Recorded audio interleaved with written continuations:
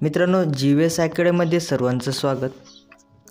आज आपण वाशिममध्ये जी भरती येणार आहे त्याबद्दल माहिती घेऊया की ही भरती कशा प्रकारे असणार, यामध्ये कोणकोणती पोस्ट आहे आणि यासाठी पात्रता कोणती लागते, याबद्दल सविस्तर माहिती आपण या व्हिडिओमध्ये घेऊया। ही भरती महिलांसाठी स्पेशल आहे, कारण की नुकत्याच निवडणुका पार पडल्या, सरकार स्थापन झालं। आता ही भरती 100% येण्याचे चान्सेस जास्त आहे। आता ही भरती कोणता विभाग घेणार आहे, तर महिला व बालविकास विभाग महाराष्ट्र शासन हा भरती आणू शकतो किंवा काढणार आहे।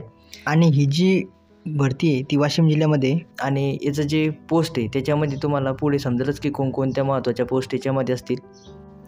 आता आपण अंगणवाडी भरतीमध्ये ज्या पोस्ट आहे त्या पाहूया की कोणकोणत्या प्रकारच्या पोस्ट यामध्ये असेल।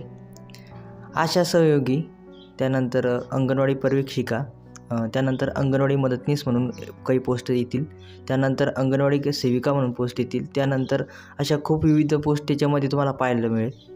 आणि ही भरती खूप मोठी असणार आहे।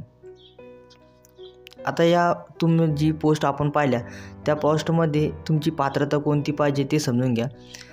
जर तुम्ही आशा सहयोगी म्हणून फॉर्म भरत असाल तर त्यासाठी 8वी पास अशी उत्तीर्ण तुम्हाला असायला पाहिजे, म्हणजे तुम्ही 8वी पास असायला पाहिजे। जर तुम्ही अंगणवाडी पर्यवेक्षिका म्हणून फॉर्म भरत असाल तर तुमच्याकडे पदवी असायला पाहिजे। त्यानंतर तुम्ही अंगणवाडी मदतनीस म्हणून फॉर्म भरत असाल तर तुम्हाला 10वी उत्तीर्ण असायला पाहिजे। आणि आशा सेविका म्हणून फॉर्म भरत असाल तर तुम्हाला 12वी उत्तीर्ण असायला पाहिजे। अशा वेगवेगळ्या इथे लिमिट आहेत। आता जर तुम्हाला फॉर्म भरायचा असेल तर तुमचं वय किती असायला पाहिजे ते समजून घ्या। यामध्ये तुमचं वय हे कमीत कमी 18 वर्षापासून ते 40 वर्षापर्यंत तुमचं वय असायला पाहिजे। याच्या दरम्यान तुम्ही असाल तर तुम्ही नक्की फॉर्म भरू शकता।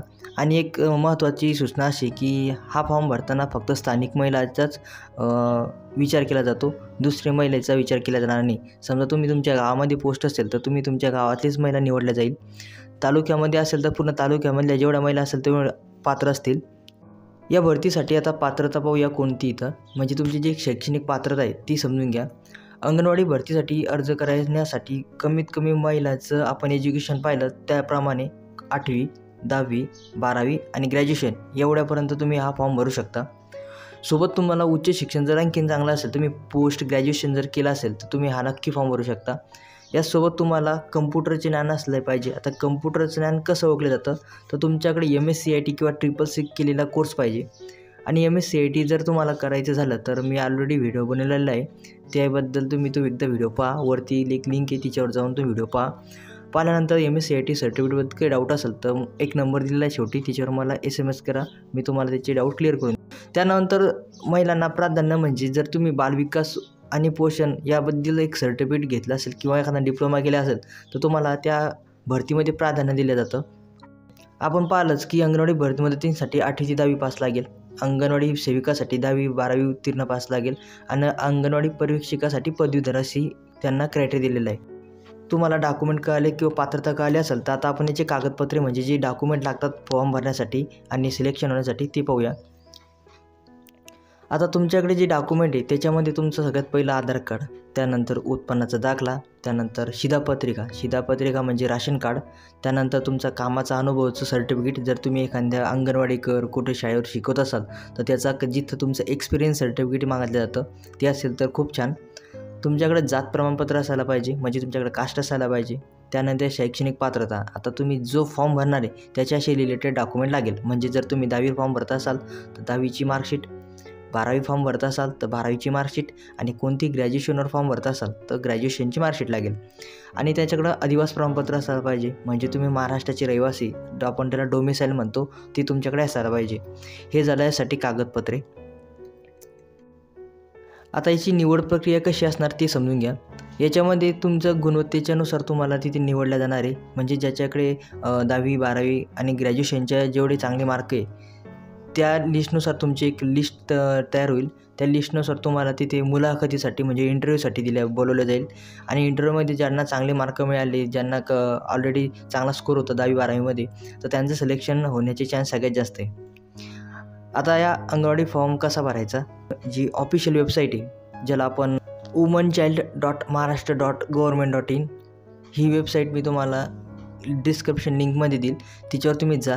तिथे RTOची लिंक असेल तिच्यावर क्लिक करा आणि फॉर्म भरा. आपण डॉक्युमेंट त्यानंतर पात्रता सगळी क्लिअर सांगितलेली आहे.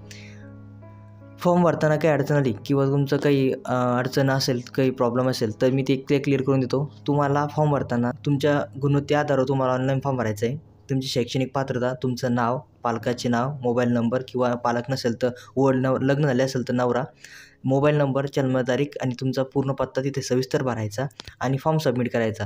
जर तुम्हाला साईटवर फॉर्म दिसत नसेल तर ऑफलाईन एकदा तुमच्या समाज कल्याण विभागामध्ये किंवा महिला व बालविकास विभागामध्ये, आपण ज्याला पंचायत समिती म्हणतो, तिथे जा. विचारा की अंगणवाडी भरतीबद्दल काही माहिती आहे का, तर ते तुम्हाला एक ऑफलाईन फॉर्म देतील, तो भरा आणि एखादा SMS किंवा तुम्हाला फोन येईल, त्याबद्दल जागृत राहा. या भरतीचा रिझल्ट कसा लागेल ते पाहूया. ज्या महिलांनी फॉर्म भरला असेल त्यांची एक लिस्ट तयार होते.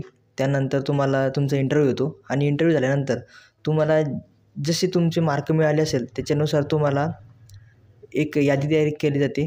या यादीनुसार तुमची गुणवत्ता, तुमची कागदपत्र आणि तुमची मुलाखत कशी केली त्याच्यावर एक लिस्ट तयार होईल फायनल. त्या लिस्ट तयार झाल्यानंतर तुमचा जो निकाल आहे तो त्यांच्या ऑफिशियल वेबसाईटवर मिळेल किंवा तुमची जी ग्रामपंचायत आहे, तुमची महानगरपालिका, जी नगरपालिका आहे, तिथे तुम्हाला त्यांच्या एक डॅशबोर्डवर तुमचा रिझल्ट तिथे पाहायला मिळेल. हा व्हिडिओ आवडला तर नक्की लाईक करा, चॅनलला सबस्क्राईब करा. धन्यवाद.